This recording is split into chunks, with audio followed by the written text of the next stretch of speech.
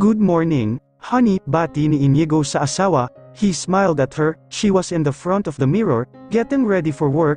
Tumayo siya at nilapitan ang asawa. Nangingilid ang mga luhang niyakap niya ito. I had a nightmare last night, sumbong niya sa asawa. May iba ka at iiwan mo na raw ako, buti na lang nagising ako. I am so happy na isa lang itong masamang panaginip. Inalis ni Celeste ang mga kamay ni Inigo na nakayakap sa kanya. Amoy alak ka, Inigo, matabang na wika ni Celeste. You got too drunk last night, fix yourself. Imbes na sumunod ay muling yamakap si Inigo sa asawa. Pwede bang dito ka muna, sweetheart, dito muna tayo kahit isang araw lang. Huwag muna tayong pumasok sa trabaho. Miss na kita, nalulungkot ako kasi kahit gabi-gabi tayong nagkikita, parang ang layo mo sa akin, parang hindi kita nakakasama. Muling inalis ni Celeste ang sarili sa pagkakayakap ng asawa. Marahas siyang nagbuntong hininga. Pwede ba, Inigo? Naiirita niyang wika. Stop this. Alam mong hindi pa naginip ang lahat ng nangyari kagabi. Umiling si Inigo. Baka nananaginip pa rin ako hanggang ngayon. Aniya, sinampal niya ang sarili ngunit hindi pa rin siya nagigising. Hindi siya nagigising dahil gising na siya, hindi niya lang matanggap. I don't want to talk about now, Inigo. Marami akong kailangang asikasuhin ngayon sa kumpanya. Ani Celeste, fix yourself, please. Mas mahinahon na nitong wika, lumabas na ito ng kwarto at hindi na ito pinigilan pa ni Inigo. Halos tulalang napaupo si Inigo sa gilid ng kanilang kama, nasapo niya ang kanyang mukha, hinilamos niya yon ng kanyang mga palad. Of course, alam niyang hindi pa naginip ang nangyari kagabi, gusto lang niyang magbakasakaling magkaroon ng himala, at hindi totoong hindi naman talaga siya mahal ng asawa. Sa loob ng 2 taon nilang pagsasama, hindi siya nito natutunang mahalin, puro pagpapanggap lang pala ang ipinakita nitong lambing at pagmamahal sa kanya. All of a sudden, parang gumuho ang kanyang mundo. Everything is making sense now. Lahat ng mga ikilos ni Celeste, kung paano siya nito tratuhin, ang pagiging malamig nito sa kanya, dahil pala iyon sa hindi siya nito totoong mahal. Gustong-gusto niyang magwala ng mga oras na iyon, ngunit hindi siya bayolenteng tao, palagi siyang kalmado. Iyon din ang ikinaiinis niya sa sarili. Hindi niya magawang magalit, gusto niyang magalit, gusto niyang ilabas ang hinanakit ngunit tanging pag-iyak lamang ang kaya niyang gawin. Hindi siya lumabas ng kwarto buong maghapon, hindi siya pumasok sa trabaho, natulog siya ng natulog, nagbabakasakali pa ring magising siya na panaginip lang ang lahat. Nagtaka si Regina kung bakit hindi pumasok ang kanyang boss. Sa loob ng ilang taong pagtatrabaho niya kay Inigo, never itong umabsent maliban na lamang kung may sakit ito o biglang lakad. Ang ipinagtataka niya, kung alinman sa dalawa ang dahilan, bakit hindi tumawag si Inigo sa kanya para magsabi. Lubha siyang nag-alala para dito. Pagkatapos ng office hours ay dumiretso siya sa De La Serna residence. Sinalubong siya kaagad ni Aling Purita, ang mayordoma ng mga De La Serna. Oh, Regina, naparito ka, nakangiting wika ni Aling Purita. Magandang araw po, Aling Purita, bati ng dalaga sa ginang. Si Sir Inigo po, nandyan ba? Kumunat ang noo ni Aling Purita. Ha, hindi ba pumasok, Anito?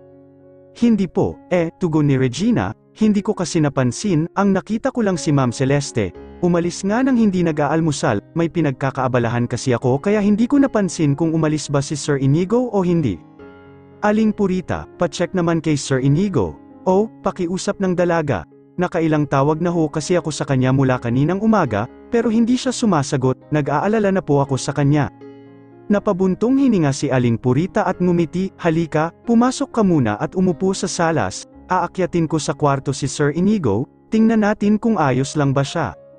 Sige ho, Aling Purita, kabadong tugon ni Regina, hindi na siya nag-abalang umupo. Nakita niyang umakyat si Aling Purita, matyaga siyang naghintay rito. Nakasubsob ang mukha ni Inigo sa unang tigmak ng kanyang luha na bahagya ng natutuyo, nang magising siya sa mga pagkatok sa pinto. Hindi niya iyon pinansin, alam niyang isa iyon sa mga kasambahay nila, wala siyang ganang harapin ang mga ito. Bumaba si Aling Purita, halata na ni Regina ang pagkadismaya sa mukha nito. Ano ho, Aling Purita, kumusta na si Sir Inigo? Usisa niya. Ayaw akong pagbuksan ng pinto, tugon ng ginang, sigurado akong nandoon siya sa loob, kasi kapag kapwa na sila nasa trabaho ni Ma'am Celeste, iniiwan nilang hindi nakakandado ang pinto. Lalo naman ho akong nag-alala niyan, Aling Purita.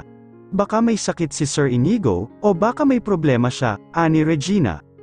Nagtataka nga rin ako, ngayon lang nangyari ito, Ngayon lang pumasok si Ma'am Celeste na hindi nag-umagahan. Ngayon lang din hindi lumabas ng kwarto si Sir Inigo maghapon.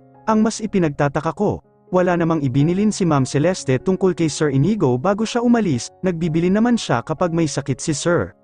Wika ni Aling Purita.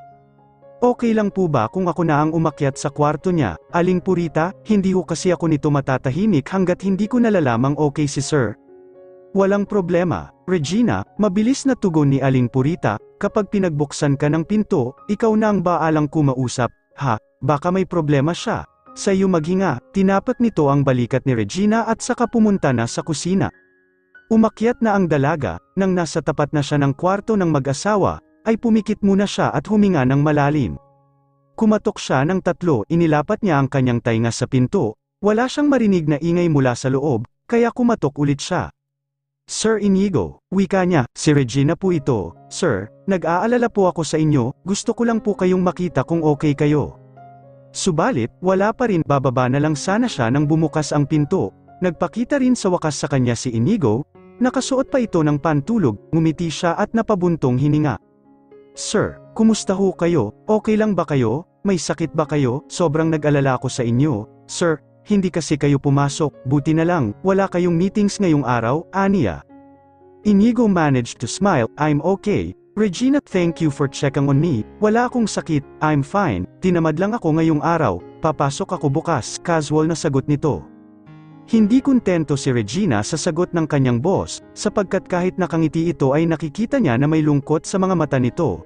Napansin nga niya na namamaga ang mga iyon at pulang-pula. Pero inisip niya na baka dahil lang iyon sa matagal nitong pagtulog, sige ho sir, okay na ho ako kasi nakita kong okay kayo. Nag-alala lang po talaga ako. Kasi usually naman tumatawag kayo sa akin kapag hindi kayo makakapasok. I'm sorry, nawala sa isip ko, tugon ni Inigo, hayaan mo, next time, magsasabi na ulit ako para hindi ka na mag-alala. Regina smiled, thank you, sir, I'll go ahead. Aniya, see you tomorrow na lang po. Tumango si Inigo at saka pumasok uli ng kwarto, wala na itong sinabi pa, isinara na lang nito ang pinto. Akala ni Regina ay mababawasan ang kanyang pag-aalala kay Inigo ngunit hindi, lalo lang yung nadagdagan, he looks so sad, why? Nagsimulang lumipad ang kanyang isip, sigurado siyang may problema si Inigo dahil hindi naman ito mukhang may sakit, napaka-jolly nito sa mga ordinaryong araw, ngunit ngayon ay napakatamlay nito at bagsak na bagsak ang mga balikat. Oh, Regina, kumusta? Nakausap mo ba si Sir Inigo? Anong sabi, usisa ni Aling Purita sa kanya? Wala naman ho siyang sakit, Aling Purita, mukha lang siyang malungkot, tugon ng dalaga. Malungkot, bakit kaya, kunot ang noong wika ni Aling Purita. Aling Purita, wala ho ba kayong napansin na kakaiba kahapon, ani Regina? Mabilis na umiling si Aling Purita, kung tungkol sa mag-asawa, wala, hindi ba nagdiwang pa nga sila ng wedding anniversary kahapon, ang saya-saya pa nga ni Sir Inigo kagabi. Kapwa sila napaisip, ano kayang problema noon, wika ni Regina. Ngumiti si Aling Purita, hayaan mo na muna si Sir Inigo, baka naman talagang bad day niya lang ngayon. Lumabi ang dalaga, sa bagay, ang sabi niya naman sa akin ay papasok siya bukas. Oh, di ba, baka bukas balik na siya sa normal na siya, kaya huwag ka nang mag-alala sa kanya. Sa wakas ay ngumiti rin si Regina, ipagluto ho ninyo ng comfort food si Sir Inigo mamayang gabi, sigurado akong gutom na iyon, lalo na at hindi pa siya lumalabas maghapon, bilin niya sa ginang. Tumango si Aling Purita, sige, gagawin ko yan. Salamat sa pag-aalala mo kay Sir Inigo, ganyan din ako sa kanya dahil itinuturing ko na siyang anak. Sino ba naman ang hindi mapapamahal dyan kay Sir Inigo? Napakabait na tao, kaya hindi kita misisi kung bakit ganyan na lang ang concern mo sa kanya. Tama po kayo, Aling Purita, ayaw kong nakikitang malungkot si Sir. Hindi ako sanay, siya ang sunshine namin sa trabaho. Kung wala siya, kulang talaga ang araw namin, parang wala kaming vitamins. Napangiti si Aling Purita, bukas papasok na siya. Bahagyang natawa si Regina, sige ho Aling Purita, kailangan ko nang umuwi. Oo, sige, huwag kang mag-alala at ako na ang bahala kay Sir Inigo, tugon ng ginang. Tumango siya at saka umalis na, Sir, gabi na, saan kayo pupunta? Nagtatakang usisa ni Aling Purita kay Inigo, dadalhan sana niya ito ng pagkain, dahil akala niya ay wala pa rin itong balak bumaba, ngunit hindi pa man siya kumakatok sa pinto ay bigla yung bumukas. Ang bihis ng si Inigo ang bumungad sa kanya, diretso lang sa pagbaba ng hagdan si Inigo, hindi siya nito pinansin. Sir Inigo, kumain po kayo, maghapong wala kayong kain, baka kung mapaano kayo, wika pa ng ginang, ngunit worry ay walang naririnig ang kanyang amo, lumabas si Inigo ng bahay na walang lingon likod. Napakunot ang noo ni Aling Purita, nakapagtataka talaga ang ikilos ni Inigo. Wala sa sariling nagmaneho si Inigo patungo sa Palomares Clothing, gusto niyang makita ang asawa, anong oras na at hindi pa rin ito umuuwi, nag-aalala siya sa maraming bagay, na baka napaano ito, o baka kasama nito si Arjo na ni minsan ay hindi niya pa nakikita. Huminto siya sa tapat ng gate ng kumpanya, lumapit sa kanya ang isa sa mga gwardya roon, mukha itong nagulat nang makita siya. Sir Inigo, ano ho ang ginagawa ninyo rito? Usisa ng gwardya sa kanya. Do I still need to tell you why I am here? Naiinis na wika niya ngunit kontrolado pa rin ang tono ng boses. Celeste is my wife, di ba madalas ko naman siyang sinusundo? Gabi na kasi, Sir Inigo, napapakamot sa batok na wika ng gwardya.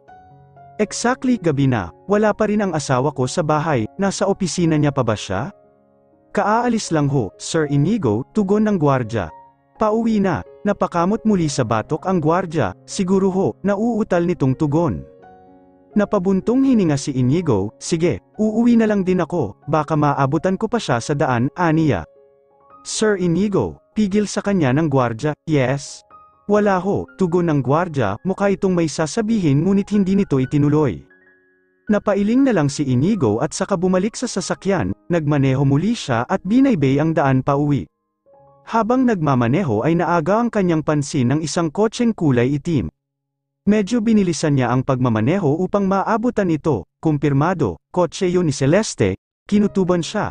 Hindi niya alam kung bakit this time, bahagya naman niyang binigalan ang takbo ng kanyang kotse upang magpatiuna si Celeste, biglang nag-iba ng rota ang kotse ng kanyang asawa. Doon na siya mas kinutuban, kung hindi pa uwi si Celeste, saan ito pupunta? Huminto ang kotse ni Celeste sa harap ng isang restaurant, naaalala niyang minsan niyang niyaya ang asawa na kumain doon, ngunit tumanggi ito, sapagkat hindi raw nito tipo ang mga pagkaing inihahanda roon.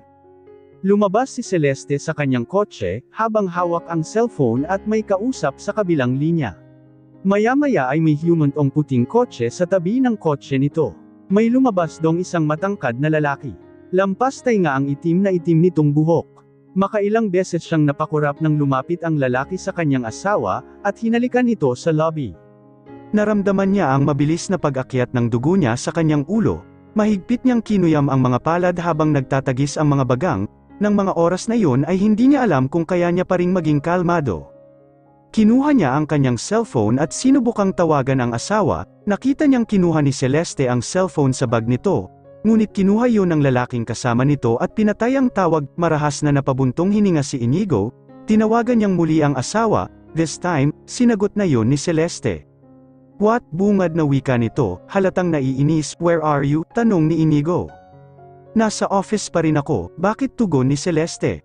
Pakiramdam ni Inigo ay binuhusan siya ng isang baldeng yelo sa sagot ng asawa, kahit naman yun talaga ang kanyang inaasahan. Marami akong kailangang tapusin, huwag mo na akong hintay ang umuwi, wika pa ni Celeste. Napalunok siya at napatigil ng mataman sa asawa. Kinabig ito ng kasamang lalaki at niyakap. Pakiramdam ni Inigo ay nalulunod ang kanyang puso sa labis na sakit sa nasasaksihang senaryo. Huwag na kitang hintayin umuwi dahil marami ka pang kailangang tapusin, o dahil may iba ka nang inuuwian, matamlay niyang wika makaraang makaipon ng lakas ng loob. Napaawang ang mga lobby ni Celeste, ibinaba niya ang kanyang cellphone. Nagpalingalinga siya sa paligid at nakita ang kotse ng asawa. Lumabas sa kanyang kotse si Inigo at naglakad palapit sa kanyang asawa, at sa kasama nitong lalaki, halos matunaw sa kahihiyan si Celeste ng mga oras na yun, ni hindi siya makagalaw sa kinatatayuan. Please, Inigo, huwag kang gagawa ng eksena rito, tiim ang bagang na mahinang wika ni Celeste, tumingin siya sa paligid at baka maagaw nila ang atensyon ng mga tao. Wala akong balak gumawa ng eksena, nakangiting wika ni Inigo, gusto ko lang na ipakilala mo sa akin ang kasama mo.